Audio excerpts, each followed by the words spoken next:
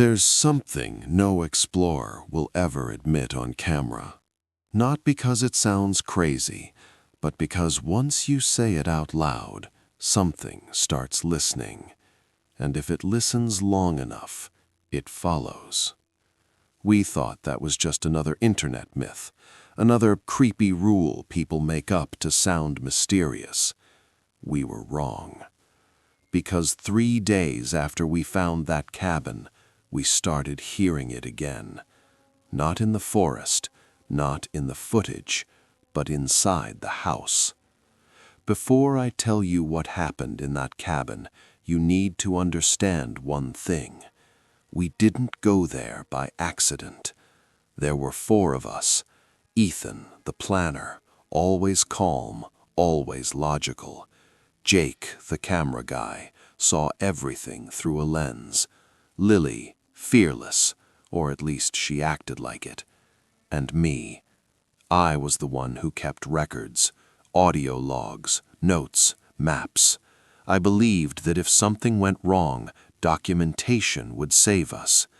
Looking back, that might be the reason it followed us, because the place we found was never meant to be documented. It started with a gap on the map, literally. A section of forest that didn't load properly. No terrain data, no satellite clarity, just a blurred green patch. Jake joked, either Google messed up or something doesn't want to be seen. We laughed. We always laugh at the beginning. But Ethan didn't. He just said, "We're going." The drive took 4 hours. The road got narrower, then rougher, then gone. We parked near a broken trail marker. No sign, no warning, just a wooden post snapped in half. That should have been our first sign. The moment we stepped inside, everything felt off. Not scary, not yet, just wrong. The air was heavier, like humidity but thicker, harder to breathe. And then we noticed something strange. There were no sounds, no birds, no insects, no leaves rustling, nothing. Just the sound of our own footsteps, and even that felt muffled. Lily whispered, "Why is it so quiet?" Ethan didn't answer. He just kept walking. Jake pulled out a compass. At first, it looked normal. Then the needle started shaking. Slow, then faster, then spinning, until it stopped, pointing straight at Ethan. Jake laughed nervously. "Congrats, man! You're north now!" No one laughed, because that's when we heard it. A sound that didn't belong there. Footsteps. Behind us. We turned instantly. Nothing. Ethan said, "Echo." Jake nodded. "Yeah, echo. But echoes don't follow your rhythm." And these did. We kept walking, faster. So did the footsteps. That's when Jake noticed the trees. Scratches. Deep ones, running vertically, like something tried to climb, but kept slipping. The bark wasn't just cut, it was torn. And inside the scratches, there was something dark. Not sap, not dirt. Something dried. Jake zoomed in and whispered, "That looks like..." He didn't finish. We checked the time. 20 minutes had passed, but it felt longer. Way longer. Then we walked another 20 minutes, and an hour had passed. Ethan said quietly, "We're not walking normally." That's when we saw it. The cabin. It stood in a clearing that shouldn't exist. No grass, no leaves, just bare ground. The cabin itself looked wrong, not broken, not decayed, just off, like it didn't belong in this world. It leaned slightly, but not from damage, more like it was trying to move. The windows were black, not dark, black, like nothing could reflect off them, and the door was already open. Lily smiled. We found it. Every step toward the cabin felt heavier, like the ground was pulling us down. And then the smell hit. Rot, but not fresh, not animal. Old, ancient. Ethan covered his nose. Something died here. We didn't knock. We didn't call out. We just walked in. The door moved on its own. Dust everywhere, but no footprints, except one, a single trail leading deeper inside. Jake whispered, "Someone's here." Then a loud thud above us.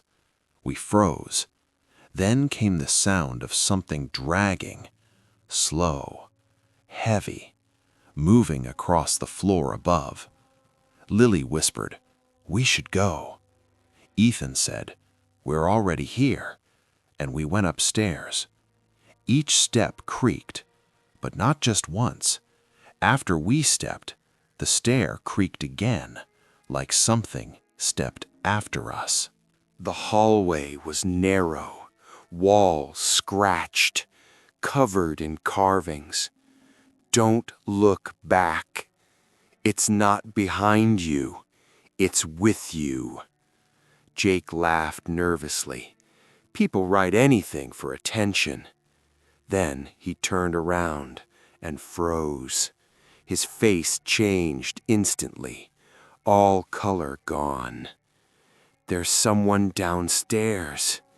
We heard it, dragging, coming toward the stairs, slow, intentional. Lily grabbed my arm. "Hide!" The front door slammed shut. We were locked in. We ran into a room, closed the door, locked it. The handle moved.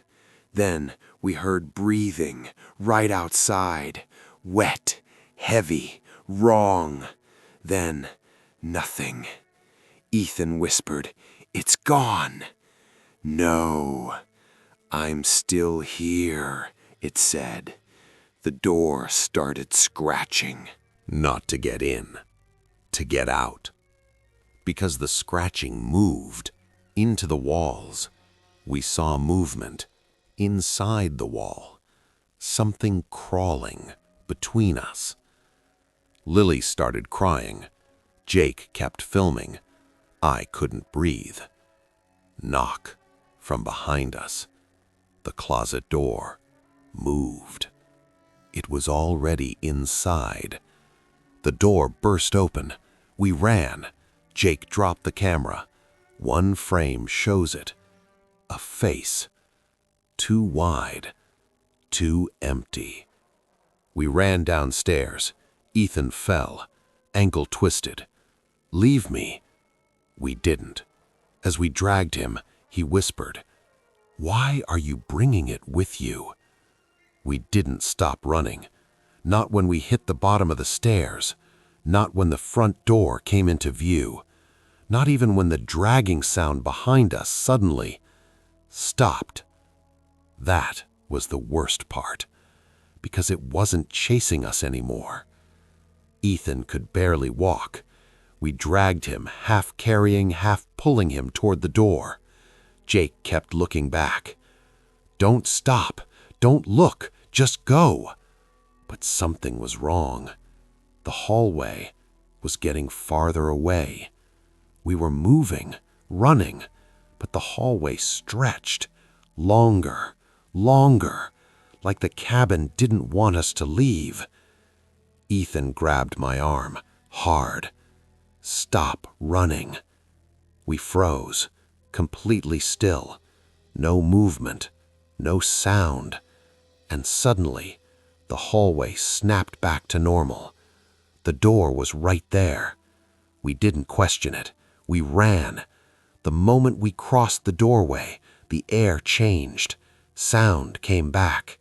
Birds, wind, everything. We didn't stop running until we reached the car, threw Ethan in, drove, didn't look back. We told ourselves we made it out, that it was over, until that night. Jake reviewed the footage, frame by frame, shaking. In the last clip, right as we stepped out of the cabin, something stepped out with us. We didn't escape it. It just let us leave.